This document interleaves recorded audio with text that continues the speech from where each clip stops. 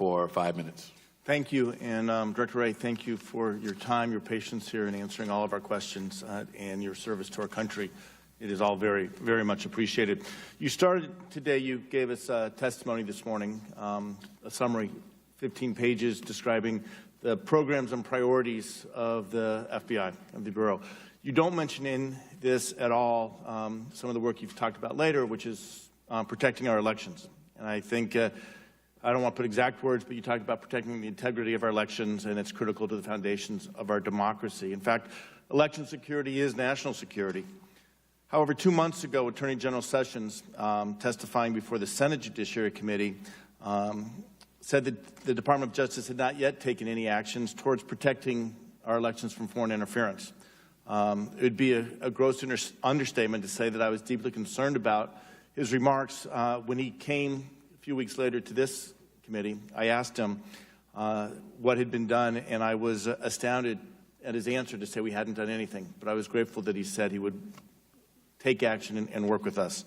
I understand that the FBI is making this a priority, that you have created a task force within the FBI. What was it that prompted the development of the task force? What void does that fill? What's its mission, and who are its members?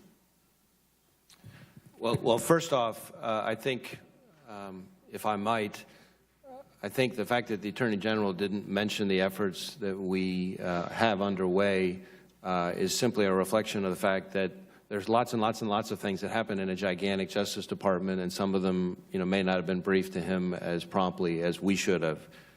The Attorney General, I know, cares deeply about, and in my view, is a great man and a great public servant.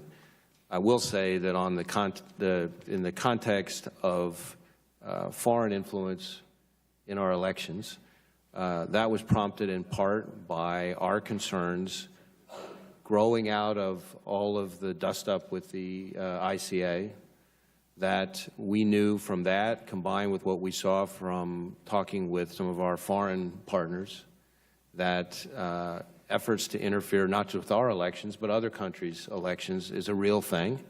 We know that that was true not just in the last election, but that's something the Russians have tried to do in prior elections, even before the last election. They've done it before. We have to expect they will do it again. I think we all expect that, and so our Foreign Influence Task Force is a blend of people from the Counterintelligence Division, the Cyber Division, the Criminal Division, and other parts of the department. A lot of it is work that we were already doing, but I think putting them together in a single task force provides it's a time-honored way to increase the focus, the discipline, the prioritization, the coordination, and it allows us to pursue those concerns with greater vigor and focus. But if I may, you talked about doing that within the Bureau. Right. You've mentioned coordinating with DHS, but this is a complex issue. It cuts across many agencies.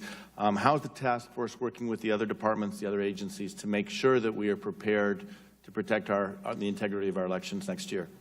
We have the task force has a variety of contacts with not just DHS. I mentioned them because they're so critical to the election infrastructure in the country, but I didn't mean to leave out, in particular, other members of the intelligence community. There's regular contact there, and I want to make sure I don't overlook our contact with our foreign counterparts, where we're comparing notes there as well.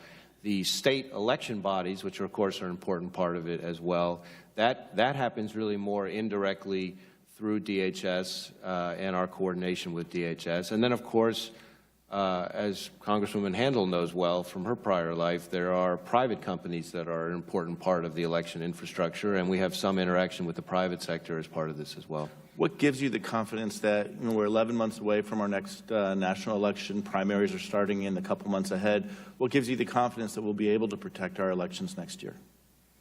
Well, what I can tell you is I'm confident that we're working very hard on the issue. We're going to continue working very hard on the issue. We're going to be continually looking at how we can get even better at working on the issue, but I long ago gave up the idea of making predictions about whether or not we're going to bat 1,000, but that's our goal. So let me close with the question I asked the Attorney General when he was here. Are you willing to work with the members of this committee? Will you commit to briefing us, whether in public or in classified briefings? And can you give us a point of contact with who we should be communicating with in your department? I'd be happy to follow up with your staff on that. Thank you very much. I yield back. The chair recognizes the gentleman from Florida, Mr. Rutherford, for 5 minutes.